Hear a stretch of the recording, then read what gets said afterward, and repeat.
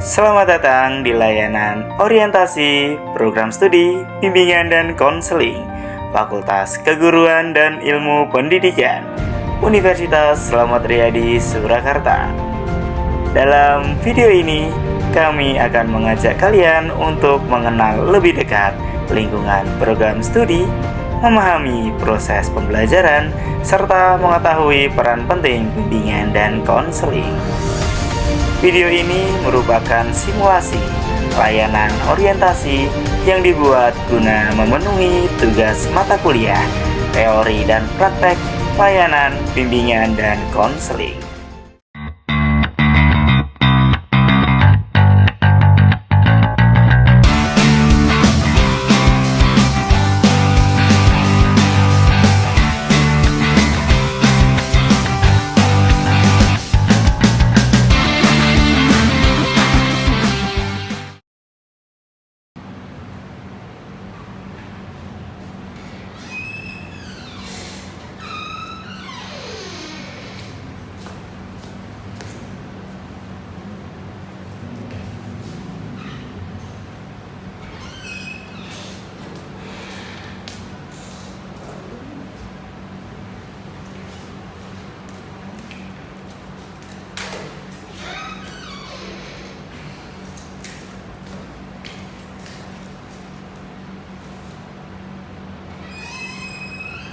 Puji teman-teman.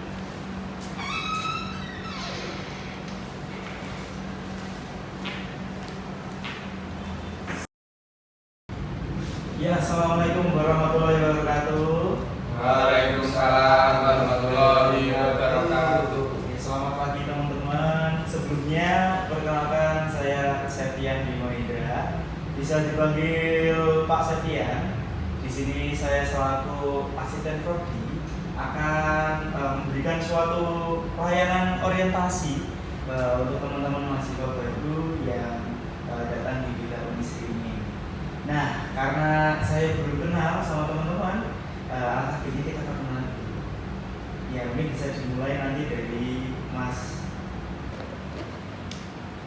Perkenalkan Pak, nama saya Raihan Nur Alayubi, biasa dipanggil Raihan, asal saya dari Sragen.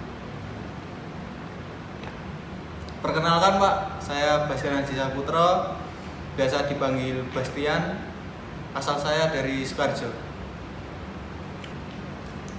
Perkenalkan Pak, nama saya Syahriza Syahdu Algawiyu, biasa dipanggil Syahdu, asal saya dari Karanganyar.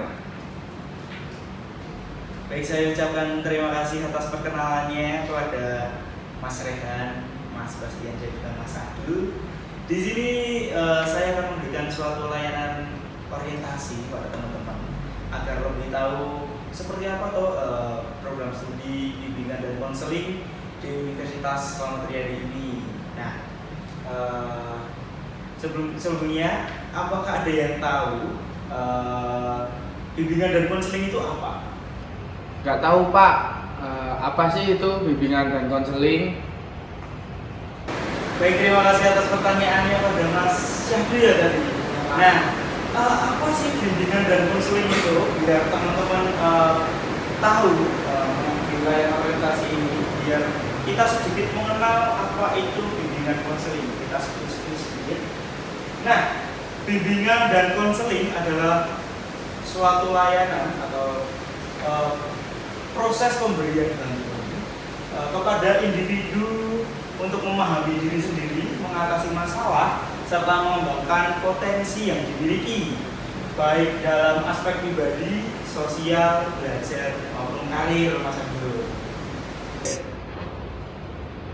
Pak, saya mau tanya, lulusan bimbingan dan konseling itu nanti bisa bekerja di mana saja ya Pak?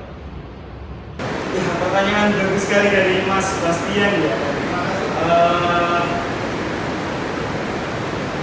Nanti prospek dari lulusan prodi BK ini bisa bekerja di mana saja kan? Prospek dari lulusan prodi BK sendiri nanti Mas, tentunya adalah menjadi guru BK di sekolah, baik di sekolah istilahnya SD, SMP, SMA, bisa juga menjadi guru BK di sekolah luar biasa. Dan ada lagi yang namanya praktek membuka praktek sendiri, praktek mandiri menjadi seorang konselor. Lalu ada menjadi konselor di instansi tertentu. Nah, biasanya ada beberapa instansi itu yang memiliki divisi ataupun jabatan sebagai seorang konsultan. Biasanya ada di rumah sakit ataupun instansi aparatur sipil negara. Lalu konsultan pengembangan sumber daya manusia. Dan yang terakhir adalah Human Resource Development atau bisa dikatakan HRD. Seperti itu Mas Setia. Nah, kita lanjut dengan pembahasan berikutnya.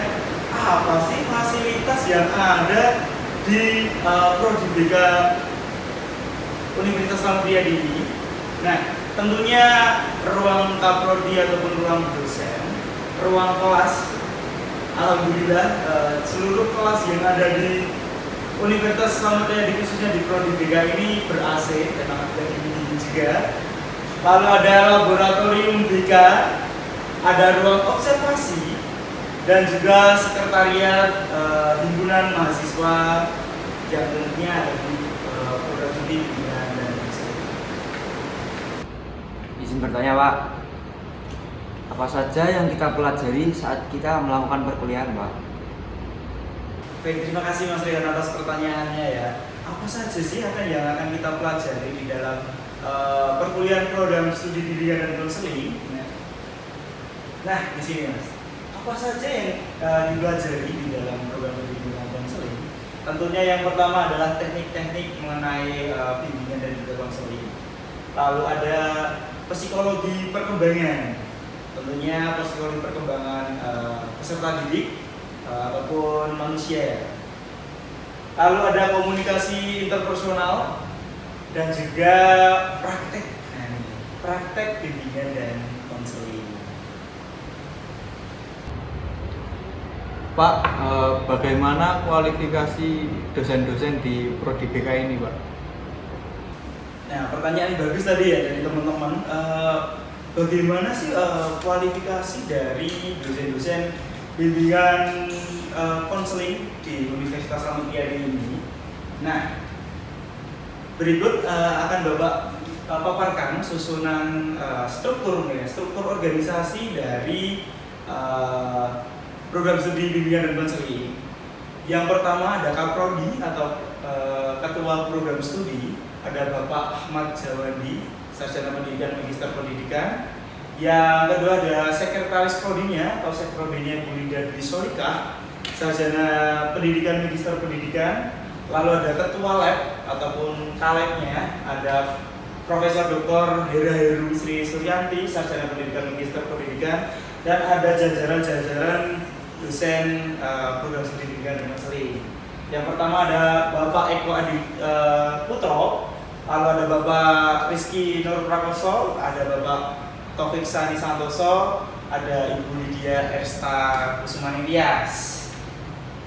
Nah, untuk kualifikasinya sendiri, bidang keahlian dari dosen masing-masing kita, yang pertama ada Bapak Kaprodi kita atau Bapak Ahmad Jawandi. Beliau ahli dalam bidang bimbingan kelompok. Lalu ada Bu Sekprodi kita, Bu Linda Dwi Solikah, beliau ahli dalam suatu bidang penulisan karya ilmiah. Lalu ada Profesor Dr. Hera Heru atau guru besar kita, beliau ahli dalam ilmu pendidikan. Lalu ada Pak Eko Adi Putro, Pak Eko Adi Putro sendiri ahli dalam bimbingan karir. Lalu Pak Muhammad Rizky Nur Prakoso, beliau ahli dalam bimbingan konseling, tentunya dalam konsep mengkonseling seseorang itu seperti apa, beliau ada ahlinya. Lalu ada Bapak Taufik Sani Santoso, beliau ahli dalam media BK. Lalu Bu Lydia Ersta Kusumaningtyas, beliau ahli dalam psikologi kepribadian. Seperti itu. Izin bertanya Pak, tadi kan ada praktek ya Pak yang akan kita pelajari nanti. Nah, nanti itu prakteknya kita biasanya di mana ya Pak? Nah ini Mas Adi, ini pertanyaan bagus banget ini. Apakah akan ada praktek nanti? Nah, biasanya kalau praktek itu di mana? Mari ikut Bapak sekalian kita ke lab BK sembari kita melihat meninjau lab BK itu seperti apa, sembari kita nanti simulasi kecil-kecil bagaimana tuh praktek bimbingan dan konseling itu berjalan. Yuk, semuanya ikut Bapak ke lab BK.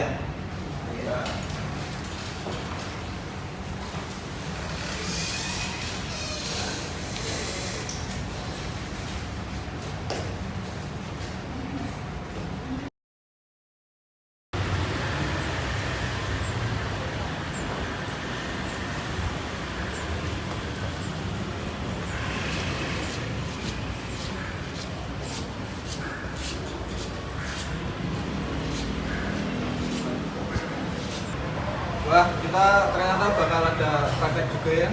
Iya, nggak cuma teori aja. Iya ya, menarik sih. Oh iya, itu menarik itu.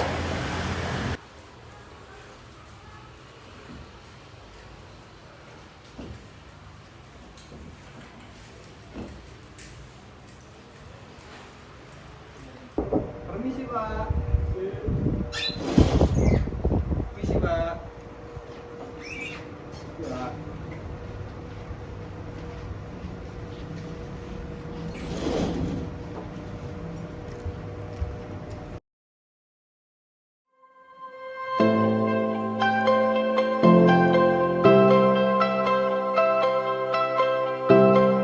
Selamat datang di lab bimbingan dan konseling. Di sini biasanya ada kegiatan apa saja ya? Nah, di sini biasanya mahasiswa melakukan simulasi ataupun praktek. Nah, di tempat kalian ini, di sini adalah ruangan untuk pelaksanaan bimbingan individu ataupun juga konseling individu. Dan di sebelah sana, di sini adalah ruangan untuk pelaksanaan bimbingan kelompok maupun konseling kelompok. Nah, ada lagi ruangan sebelah kaca ini, di sebelah ruangan sebelahnya adalah tempat untuk pelaksanaan observasi.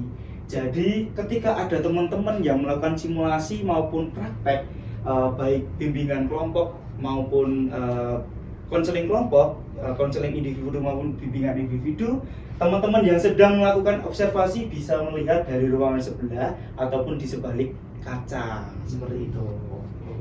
Nah, ada yang mau simulasi enggak nih? Kita melakukan simulasi di hari ini. Bagaimana sih cara melakukan konseling itu?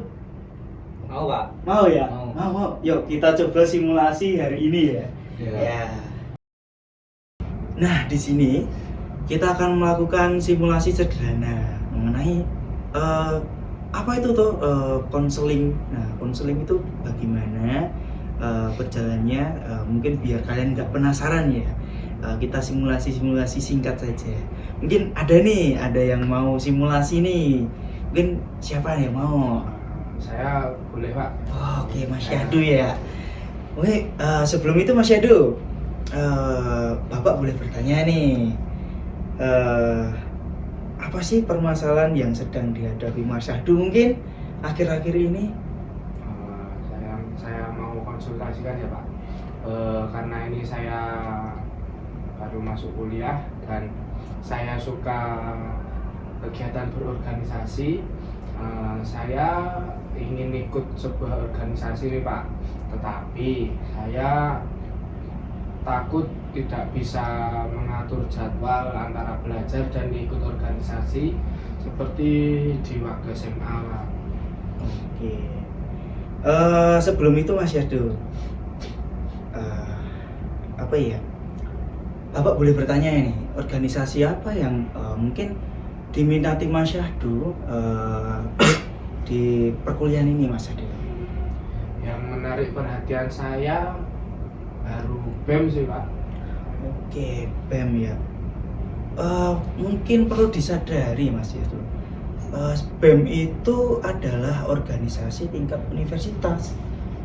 Tentunya BEM juga punya proker karena organisasi besar ya. Tentunya prokernya juga banyak ataupun program kerjanya, kegiatan-kegiatannya itu pasti lebih banyak, akan lebih susah lagi dong. Ataupun ada organisasi lain mungkin Mas Yadu, atau sementara hanya itu dulu? Sementara ini belum ada pandangan lain sih Pak, selain BEM. Walaupun proker nanti banyak, itu karena saya suka kegiatan berorganisasi, Oke.